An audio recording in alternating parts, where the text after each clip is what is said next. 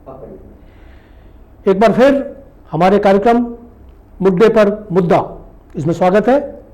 दोस्तों, जैसा आपको मालूम है कि हम इस मुद्दे पर जो बात कर रहे हैं वो डेयरी की चुनौतियों पर बात कर रहे हैं, और हमारे बीच दुग्ध के पुरोधा, जो कि दुग्ध क्रांति के पुरोधा माने जाते हैं, रामचंद्र चौधरी हैं।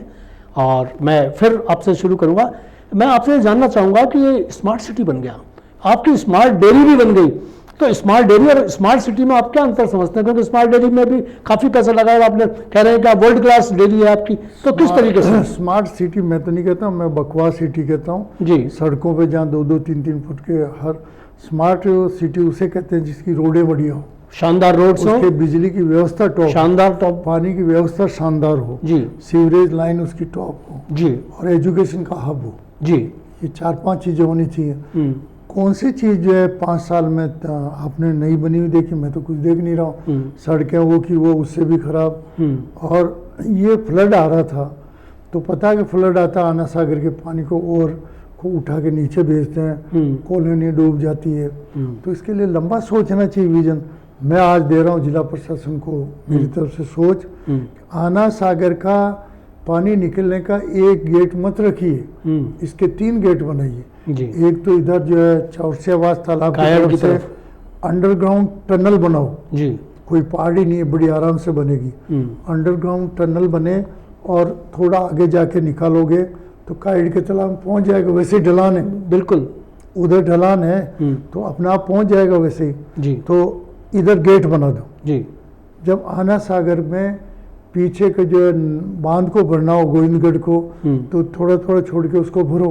पर ज़्यादा पानी है आना सागर में तो इधर वाले गेट को खोल दो जी, इधर वाले को बंद कर दो जी।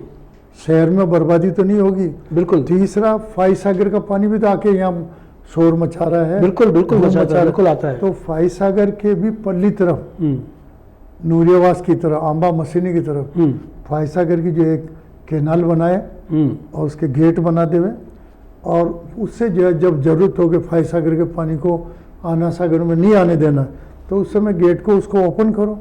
और साधारण इतना नरेगा में काम हुए तो इतने स्मार्ट सिटी में जो है 500 करोड़ उधर चला जाता तो फाई सागर पानी आता ही नहीं, आना सागर नहीं आता। वो यही है कि इन्होंने कहा कि सीमेंट उगाई, कुछ नहीं, बस सिर्फ सीमेंट, इसमें एलिवेटेड रोड जिसकी जरूरत नहीं थी वो बना दी, यहाँ ये बना दिया, पाथवे बना दिए, 7 वंडर बना दिए, और जो इनके मन में आया जिसमें जल्दी से जल्दी हो जाए पैसा, जिसमें तो 5 साल तो बागिरी जी भी सांसद थे ना जी, तो उनको भी तो एक किसान के बेटे सोचना चाहिए ना कि भाई ये सरप्लस वाटर होगा क्या एक टनल से निकाला जाए या 2-3 रास्ते बनाने चाहिए। बिल्कुल बिल्कुल, वो सोच बनाने चाहिए। वो सोच तो रहा ही नहीं। देखिए ये सोच तो किसी में नहीं मिला। ज्वेलरी का उद्घाटन करने का सोच है। हाँ, अब वो एक अलग जी जी। तो आपकी डेयरी की चुनौतियाँ जो है, चौधरी जी मैं डेयरी पर आना चाहूँगा कि आपकी स्मार्ट डेयरी है, वो स्मार्ट डेयरी किस तरीके से स्मार्ट है? हमारी डेयरी ये कि हमारे क्वालिटी जो प्रोडक्ट की है जी, इसमें 13-14 कंट्रीज की टेक्नोलॉजी लगी हुई है जी। दूसरा ये है कि इसमें जो प्रोडक्ट बनते हैं जी, 55-56 प्रोडक्ट अमूल की तरह हम बना रहे हैं। अमूल से बेस्ट क्वालिटी के प्रोडक्ट है हमारे जी, और वर्ल्ड जो इंडिया में बिक्री होती है जी, तो हमारे प्रोडक्ट के अमूल से भी ज़्यादा रेटें लगती है। वेरी गुड, वाह। तो ये स्मार्ट का शो है। हाँ जी। दूसरा ये कि आप अजमेर डेयरी के अंदर इंटर करते हो, घूम के आते हो 2 घंटे में, तो आपको लगता ही नहीं कि हम हिंदुस्तान में घूम रहे हैं। मैं नहीं कह रहा हूँ, आपके चेन्नई के जो है IAS लोबी उनके टीम आई थी ब्यूरोक्रेट्स की, वो देख के गई। महाराष्ट्र का जो है पूरे बोर्ड का संचालक मंडल स्टेट का, वो देख के गया। कोल्हापुर इंडिया की बढ़िया डेयरी है, वो देख के गए। और आपके बिहार के लोग आए हैं, यूपी से भी आए।